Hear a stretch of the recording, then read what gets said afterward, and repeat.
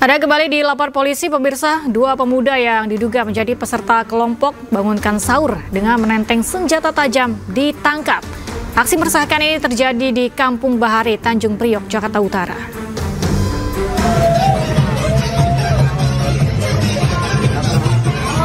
Warga resah dan geram ketika melihat video sekelompok pemuda bangunkan sahur dengan membawa senjata tajam berupa parang. Ini anak Texas nih, Pak, anak Samudra, Pak. Udah ngancurin ini nih. Diduga para pemuda ini hendak melakukan tawuran.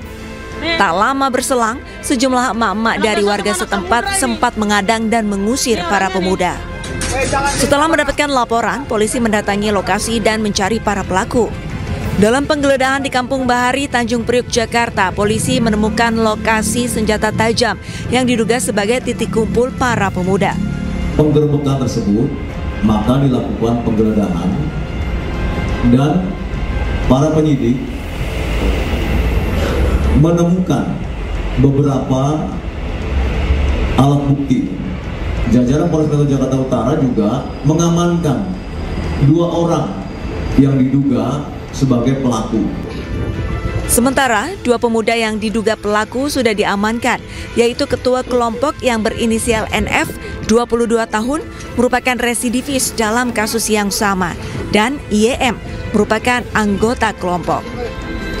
Kedua pelaku kini diamankan dan diancam hukuman pidana 10 tahun penjara.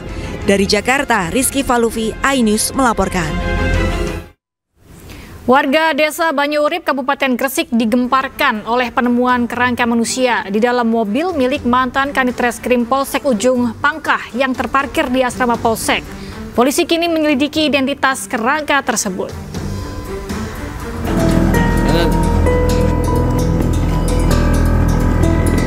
Tim Bitdokes Polda Jatim telah mendatangi lokasi untuk melakukan identifikasi terhadap kerangka manusia yang ditemukan di dalam mobil Honda Civic yang terparkir di asrama Polsek Ujung Pangkah. Petugas membawa 3 unit koper berisi peralatan otopsi dan uji DNA. Saat pintu mobil dibuka, aroma tidak sedap langsung tercium. Petugas kemudian mengeluarkan tulang belulang yang ditemukan di kursi depan bagian kiri. Potongan tulang serta selembar sarung yang ada di dalam mobil kemudian dikumpulkan sebagai barang bukti untuk pemeriksaan lebih lanjut. Kapolsek Ujung Pangkah, Ibtu Suwito Saputro, menjelaskan bahwa mobil tersebut merupakan milik mantan Kanit Reskrim Polsek Ujung Pangkah, Aibda Yudistiawan, yang kini bertugas di Polsek Panceng. Menurut Suwito, mobil tersebut sudah 5 tahun terparkir di asrama Polsek Ujung Pangkah, tidak pernah dipakai. Untuk mobil ini sudah lama di sini, parkir di sini dan tidak pernah pindah tempat. Penemuannya ada anak buah saya, namanya Gita PHL, itu ditelepon oleh Pak Yudi.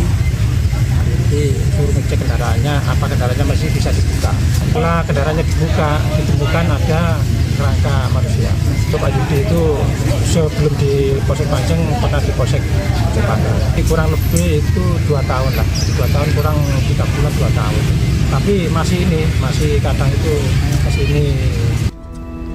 Kasus ini masih menjadi perhatian masyarakat sekitar yang penasaran dengan jasad tersebut berada dalam mobil selama bertahun-tahun. Dari Gresik, Jawa Timur, Agus Ismanto, iNews melaporkan. Pemirsa, seorang pria di Kabupaten Sarolangun, Jambi tewas diamuk massa. Korban jadi bulan-bulanan warga lantaran dituduh mencuri ponsel.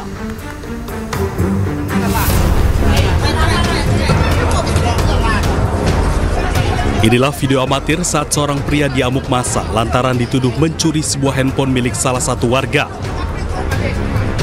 Massa yang terprovokasi secara membabi buta memukuli korban hingga tubuh korban luka dan berlumuran darah.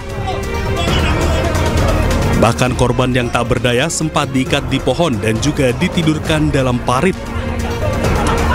Korban pun sempat diamankan warga ke Polsek Batang Asai dan dibawa ke puskesmas. Namun naas, nyawanya tak tertolong akibat luka berat yang dideritanya. Atas kejadian ini, pihak keluarga yang tidak terima korban dipukuli hingga tewas pun melakukan laporan ke pihak kepolisian. Sudah dilakukan penyelidikan lebih lanjut terkait laporan oleh keluarganya, yang mana sudah ada 4 saksi yang diambil keterangan sampai saat ini, lalu ada 11 panggilan terhadap saksi lain yang terkait, yang bisa juga dibilang terduga. Peristiwa ini pun tengah ditangani oleh pihak kepolisian setempat. Sejumlah orang pun diperiksa sebagai saksi terkait peristiwa pengeroyokan. Dari Kabupaten Sarolangun, Jambi, Ridho Habiballah, Aijus melaporkan. Direktur Persiba, Catur Adi Priyanto ditetapkan sebagai tersangka kasus peredaran narkoba oleh Barreskrim Polri. Nantikan informasinya usai jeda di Lapor Polisi.